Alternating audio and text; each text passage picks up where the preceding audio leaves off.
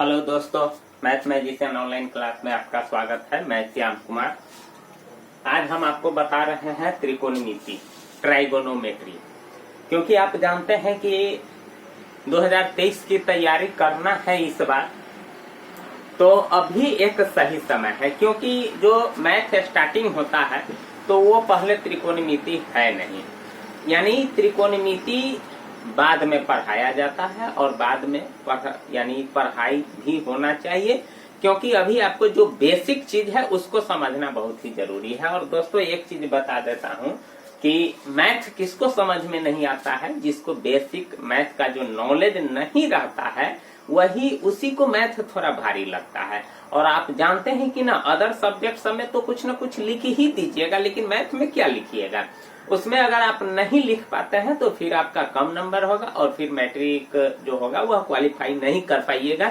इसीलिए बेसिक चीज को सीखना बहुत ही जरूरी है। तो आपको बेसिक चीज सीखना है तो मैथ मैजिशियन चैनल को जरूर सब्सक्राइब कर दीजिएगा। तो यहाँ आपको सारे मैथ का जो बेसिक चीज होता है और साथ साथ जो आपका सिलेबस होगा संपूर्ण जानकारी आपको मिलेगा, ये मैं वादा करता हूँ। तो चलते हैं इसी क्रम में ट्राइगोनोमेट्री त्रिकोणमिति का बात करते हैं कि सबसे पहले त्रिकोणमिति आखिर में होता क्या है। तो आप जानते हैं स्पष्ट है, त्रिकोणमिति तीन, ठीक ना दोस्तों। और कोण का मतलब तो आप जानबे करते हैं, कोण और मिति का मतलब होता है माप। जहाँ तीन कोणों की माप होता है वही क्या कहलाता है, त्रिकोणमिति कहलाता है दोस्तों। अब देखिए, जो त्रिभुज होता है क्या होता है दोस्तों, जो त्रिभुज होता है उसका 6 अंग होता है। कै गो अंग होता है, 6 अंग होता है। 6 गो अंग में क्या क्या होता है कि 3 भुजा होता है। क्या होता है दोस्तों, 3 भुजा होता है और 3 कोण होता है। यही किसी भी त्रिभुज का अंग होता है, 3 भुजा और 3 कोण। यही 3 भुजा और 3 कोण से बनता है त्रिभुज। अब बात रह गया है कि अगर आपको 3 भुजा दे दिया रहेगा तो 3 कोण आप मालूम कर सकते हैं। अगर आपको 3 कोण दिया हुआ रहेगा तो 3 भुजा मालूम आप कर सकते हैं। किस चीज से, ट्राइगोनोमेट्री यानी त्रिकोणमिति की जानकारी से। तो दोस्तों यही चीज है कि 3 भुजा और 3 कोण को ही हम त्रिकोणमिति में पढ़ेंगे और एकदम आसान तरीकों से। कि सबसे पहले जो त्रिकोणमिति होता है वह हमेशा समकोण त्रिभुज पर ही लागू होता है। दोस्तों ध्यान रखिएगा कि जो ट्राइगोनोमेट्री होता है वह हमेशा समकोण त्रिभुज पर ही लागू होता है। इसीलिए समकोण त्रिभुज को आप अच्छे से जानकारी रखिएगा। समकोण त्रिभुज कहते हैं किसको दोस्तों, देखिए सबसे पहले समकोण त्रिभुज किसको कहते हैं। समकोण त्रिभुज जिस कोण की माप 90 डिग्री होता है। दोस्तों थोड़ा त्रिभुज को अच्छा से बनाते हैं, क्योंकि आज मेरा मार्कर जो है ना वो साथ नहीं दे रहा है दोस्तों, इसीलिए थोड़ा परेशानी होता जा रहा है। देखिए यही समकोण त्रिभुज है। ये जो आप कोण देख रहे हैं ये 90 डिग्री है, ठीक ना। अब इस समकोण त्रिभुज के अंग सबको पहचानिए। देखिए इसको आधार कहते हैं। क्या कहते हैं, आधार कहते हैं। इसको कर्ण कहते हैं। इसको क्या कहते हैं, कर्ण कहते हैं। दोस्तों ध्यान रखिएगा, इसको कर्ण कहते हैं। और इसको जो आप देख रहे हैं इसको लंब कहते हैं। इसको P से डिनोट करते हैं, इसको B से डिनोट करते हैं और इसको H से डिनोट करते हैं, ठीक ना। P का मतलब होता है परपेंडिकुलर, H का मतलब होता है हाइपोटेन्यूज और B का मतलब होता है बेस, आधार।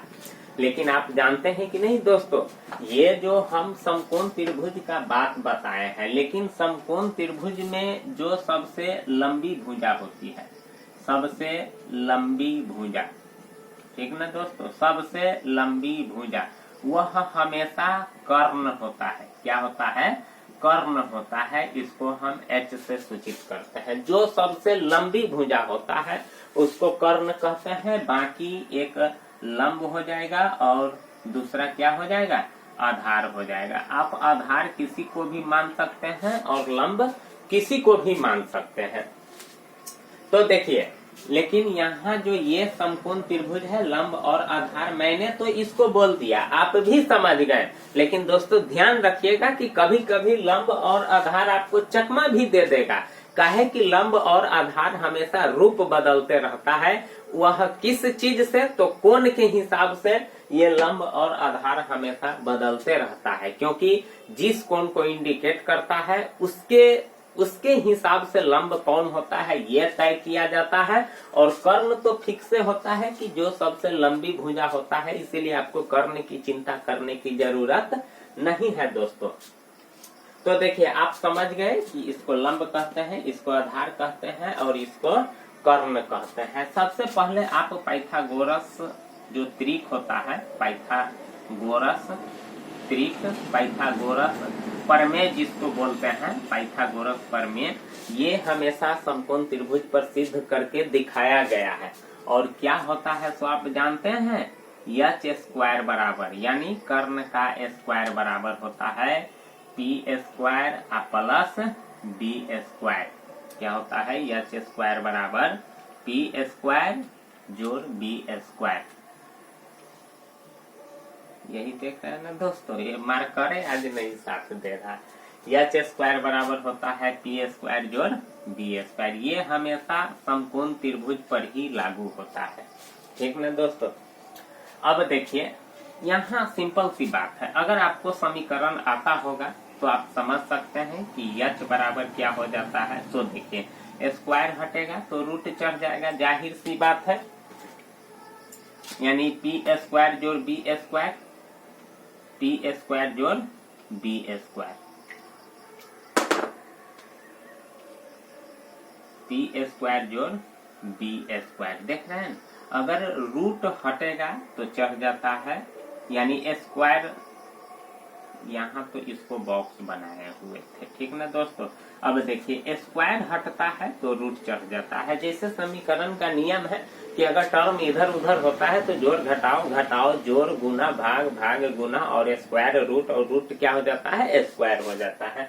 उसी के हिसाब से एच बराबर हो जाता है रूट अंडर पी स्क्वायर जोड़ बी स्क्वायर। अगर हम क्या करते हैं, ये पाइथागोरस प्रमेय है, एच स्क्वायर बराबर पी स्क्वायर जोड़ बी स्क्वायर, ये चीज आपको याद रखना पड़ेगा, क्योंकि पाइथागोरस एक वैज्ञानिक था, वही इस ट्रिक को प्रतिपादन किया था, खास करके समकोण त्रिभुज पर।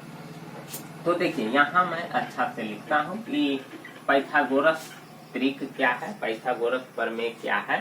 तो एच स्क्वायर बराबर पी स्क्वायर जोड़ बी स्क्वायर, ठीक ना। अब हम क्या करते हैं दोस्तों कि पी स्क्वायर को इधर ले जाते हैं, तो क्या हो जाएगा? H square minus P square बराबर बी स्क्वायर होगा ना, यानी पी को हम इधर लिया है। अगर हम बी ए को इधर ले जाते हैं तो H square minus B square बराबर पी स्क्वायर होगा कि नहीं होगा? आप समझ सकते हैं समीकरण के रूल से कि अगर पी इधर आएगा तो प्लस है तो माइनस, तो इधर सिर्फ बी बच जाएगा। अगर हम b को इधर लाते हैं तो सिर्फ इधर p बच जाता है। अब देखिए दोस्तों, यहाँ देखिए h बराबर क्या हो जाएगा, यानी स्क्वायर हटेगा तो रूट चढ़ जाएगा, p स्क्वायर जोड़ b स्क्वायर नहीं हो जाएगा, यानी h बराबर हो जाएगा p स्क्वायर जोड़ b स्क्वायर। अगर स्क्वायर हटेगा तो इधर रूट चढ़ जाएगा।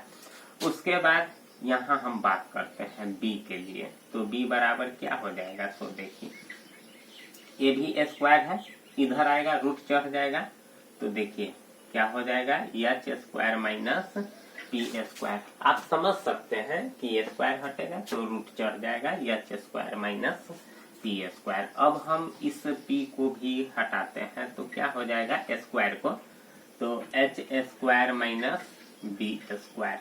देख रहे हैं ना,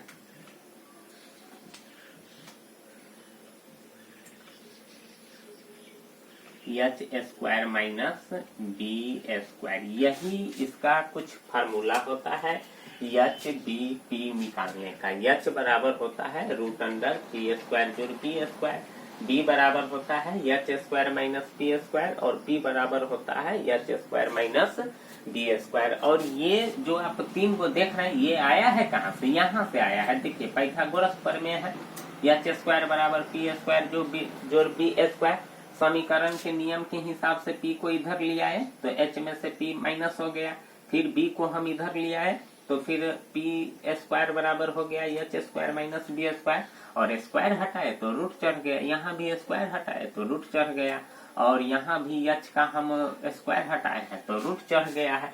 तो यही चीज आपको h बराबर पी स्क्वायर जोड़ बी स्क्वायर, बी बराबर h square minus P square और p बराबर h square minus B square को आपको समझना है दोस्तों, ठीक है ना। अब देखिए कुछ त्रिकोणमितीय अनुपात होता है, कुछ त्रिकोणमितीय क्या होता है, अनुपात होता है 6 गो त्रिकोणमितीय अनुपात, त्रिकोणमितीय अनुपात होता है, कुछ त्रिकोणमितीय अनुपात होता है। पहला है साइन थीटा, आप तुम समझ सकते हैं क्या होता है। पहला साइन थीटा, दूसरा होता है कॉस थीटा, ठीक ना। उसके बाद टैन थीटा, उसके बाद कॉसेक थीटा, उसके बाद सेक थीटा, उसके बाद टैन थीटा। आप समझ सकते हैं sine theta, cos theta, tan theta, cosec theta, sec theta, और नहीं यहाँ सॉरी स्टूडेंट, यहाँ कॉट थीटा हो जाएगा। Cot theta, sine theta, cos theta, tan theta, cosec theta, sec theta, cot theta, ये चीज होता है त्रिकोणमितीय अनुपात। अब देखिए मैन्युअली आपका ये जो आप 3 को देख रहे हैं, मैन्युअली रूप से यही 3 को होता है, sign theta, cos theta, tan theta, और ये जो आप 3 को देख रहे हैं ये इसका व्युत्क्रम होता है, यानी मैथ के भाषा में उल्टा को व्युत्क्रम कहा जाता है। और हिंदी व्याकरण में भी आप देखते हैं विपरीतार्थक होता है कुछ शब्द का, जैसे ऊपर का नीचा उल्टा हो गया, नहीं बाहर का अंदर ये उल्टा हो गया, तो उसी प्रकार से इसका जो ये होता है व्युत्क्रम होता है, sine cos tan cosec sec cot का, ठीक ना दोस्तों। अब देखिए सबसे पहली बात है कि यानी इसका जैसे साइन थीटा का होता है, साइन थीटा का व्युत्क्रम कॉसेक थीटा, इस चीज को आपको समझना पड़ेगा। उसके बाद कॉस थीटा का होता है सेक थीटा, और टैन थीटा का होता है कॉट थीटा, देख रहे हैं ना। साइन थीटा का कॉसेक थीटा, कॉस का सेक थीटा, और थीटा के जगह पर दोस्तों ए बी सी कुछ भी कोण को आप इंडिकेट कर सकते हैं, ऐसा बात नहीं है कि आप यहाँ थीटा ही लिख सकते हैं। Sine A, cos A, tan A, cosec A, sec A, cot A भी लिख सकते हैं, या नहीं तो साइन बी, कॉस बी, कुछ भी आप एंगल को कुछ भी दे सकते हैं, इससे उस पर कोई फर्क नहीं पड़ता है। लेकिन जो थीटा होता है वो थोड़ा आसान होता है, इसीलिए अक्सर जगह पर थीटा का ही यूज किया जाता है। तो साइन थीटा का कॉसेक थीटा व्युत्क्रम होता है, कॉस का सेक होगा, टैन का कॉट होगा। यही चीज आपको ध्यान रखना होगा दोस्तों कि साइन का जो व्युत्क्रम होता है कॉसेक, कॉस का सेक होगा और टैन का कॉट होगा, इस चीज को आपको समझना पड़ेगा, ठीक है। और एक चीज ये भी समझना पड़ेगा कि साइन थीटा जो होता है वह हमेशा यानी जो होता है लंब और कर्ण p/h जिसको बोलते हैं, ये हमेशा लंब और कर्ण का अनुपात बताता है, ठीक ना दोस्तों। ये हमेशा लंब और कर्ण का अनुपात बताता है। साइन थीटा हमेशा लंब बटे कर्ण होता है, आप इसको p/h भी लिख सकते हैं, यानी p/h भी लिख सकते हैं। तो इसका मतलब है कि साइन थीटा हमेशा लंब और कर्ण का अनुपात बताता है। उसके बाद कॉस थीटा का हम बात करते हैं, ये हमेशा b/h यानी आधार और कर्ण का जो होता है उसका अनुपात यानी बताता है। यानी कॉस थीटा सॉरी देखिए b/h हमेशा कॉस थीटा आधार और कर्ण का ही अनुपात बताता है। उसके बाद हम टैन थीटा का बात करते हैं। देखिए ये हमेशा लंब और कर्ण यानी लंब और आधार, ये हमेशा लंब और आधार का अनुपात बताता है। ये आपको ध्यान रखना पड़ेगा। साइन थीटा पी बटे एच कॉस थीटा बी बटे एच टेन थीटा पी बटे बी। ये ध्यान रखना पड़ता है कि sine theta P by H मतलब लंब बटे कर्ण यानी लंब और कर्ण का अनुपात बताता है। कॉस थीटा आधार बटे कर्ण यानी आधार और कर्ण का अनुपात बताता है। और टेन थीटा लंब और आधार का अनुपात बताता है।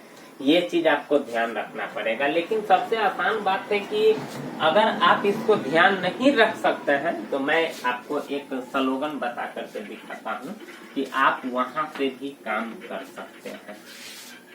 ठीक ना दोस्तों? जैसे देखिए, सबसे पहले मैं लिखता हूँ पाकिस्तान,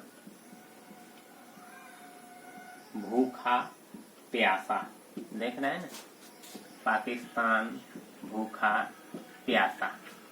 उसके बाद हिंदुस्तान हरा भरा, हिंदुस्तान हरा भरा। ये आप पाकिस्तान भूखा प्यासा, हिंदुस्तान हरा भरा। ये मैं एक ट्रिक का यूज कर रहा हूँ दोस्तों कि आप किस प्रकार से जो त्रिकोणमितीय अनुपात का जो लंब आधार और कर्ण का जो अनुपात बताता है आप उसको कैसे याद रख सकते हैं। तो ये जो आप देख रहे हैं ये आपका साइन थीटा हो जाता है, ठीक ना। और ये आपका कॉस थीटा हो जाता है और ये आपका टेन थीटा हो जाता है। देख रहे हैं ना, यानी sign theta cos theta tan theta. अब देखिए पाकिस्तान पी और हिंदुस्तान एच, देख रहे हैं कि ना।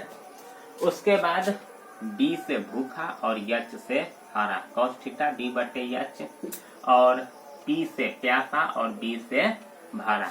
तो इसका मतलब है कि साइन थीटा पी बटे एच, कॉस थीटा बी बटे एच और टेन थीटा पी बटे बी। एकदम आसान है। पहला साइन थीटा, दूसरा कॉस थीटा, तीसरा टेन थीटा। और आप जानते हैं कि ना साइन ए का व्युत्क्रम होता है कॉसेक थीटा। तो ये पी बटा एच है तो ये एच बटे पी हो जाएगा। ठीक है दोस्तों, क्योंकि साइन का व्युत्क्रम होता है। कॉस है बी बटे एच तो कॉस का होता है सेक, तो एच बटे बी हो जाएगा। नहीं, क्या हो जाएगा? एच बटे बी। और टेन का होता है कॉट तो इसका है पी बटे बी तो ये हो जाएगा बी बटे पी। जस्ट उसका विपरीत हो जाएगा। नहीं तो दोस्तों यही चीज समझना है। पाकिस्तान भूखा प्यासा और हिंदुस्तान हरा भरा। और उसी के आधार पर ये पहला आपका साइन कॉस टेन और पी बटे एच बी बटे एच और पी बटे बी, कॉसेक थीटा एच बटे पी। उसी का जस्ट उल्टा बी बटे एच तो एच बटे बी, पी बटे बी तो बी बटे बी। यही चीज आपको दोस्तों ध्यान में रखना है, ठीक है ना। अब मैं इसको रिफ्रेश करके आपको बता देता हूँ कि आप यहाँ से समझ गए। तो देखिए साइन थीटा पी बटे एच, कॉस थीटा बी बटे एच, टेन थीटा बी बटे बी। अब इसका हम विपरीत यानी जो व्युत्क्रम होता है साइन का होता है कॉसेक थीटा तो एच बटे पी हो जाएगा। और कॉस थीटा बी बटे एच और टेन थीटा पी बटे बी। यही चीज नहीं, पी बटे बी तो सॉरी बी बटे पी हो जाएगा, बी बटे पी।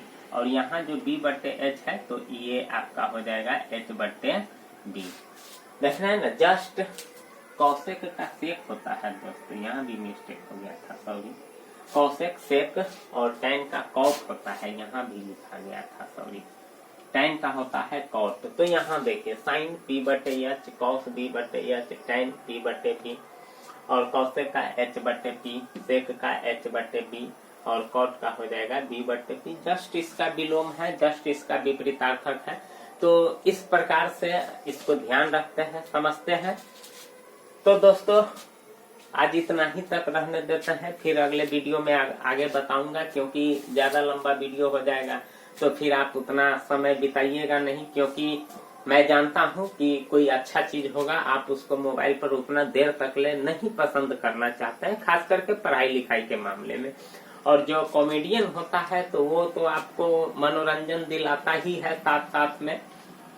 तो उसको आप 3 घंटा 4 घंटा भी बिता दीजिएगा तो उससे कोई फर्क नहीं पड़ता है। लेकिन पढ़ाई के प्रति भी थोड़ा सिंथेटिव होना चाहिए दोस्तों, और इस चीज सबको समझना चाहिए, क्योंकि पढ़ाई ही सबसे बहुमूल्य चीज होता है। जब तक आप पढ़िएगा नहीं, जब तक आपके दिमाग में अच्छे अच्छे विचार उत्पन्न होंगे नहीं, और आप जानते हैं कि नहीं भारत देश में महंगाई सबसे ज्यादा परेशान कर रही है, तो इस स्थिति में जो जिंदगी होता है ना बहुत दुखमय होता है। तो पढ़ाई से आप एक अच्छे जीवन की शुरुआत कर सकते हैं। इसीलिए दोस्तों पढ़ाई पर सिंथेटिव रहना चाहिए, और आपको अगले वीडियो में फिर मिलेंगे। तो इसके लिए थैंक यू, धन्यवाद। इस पर जो बेसिक सवाल सब होता है वो चीज मैं आपको बताऊंगा कि किस प्रकार से आप समझ सकते हैं कि इस पर जो क्वेश्चन सब होता है उसको बनाना। तो इसके लिए प्लीज चैनल को जरूर सब्सक्राइब करिएगा, लाइक कीजिएगा और कमेंट भी जरूर कीजिएगा, क्योंकि कमेंट जब आप कीजिएगा तो इससे हमको महसूस होगा कि हमारा जो दोस्त है वह किस प्रकार का दोस्त है, कौन सा चैप्टर पढ़ना चाहता है, ताकि उस चैप्टर को मैं अच्छे से समझा सकूं, उस चैप्टर को आपके लिए अच्छे से लाऊंगा। तो दोस्तों कमेंट जरूर कीजिएगा। थैंक यू, धन्यवाद।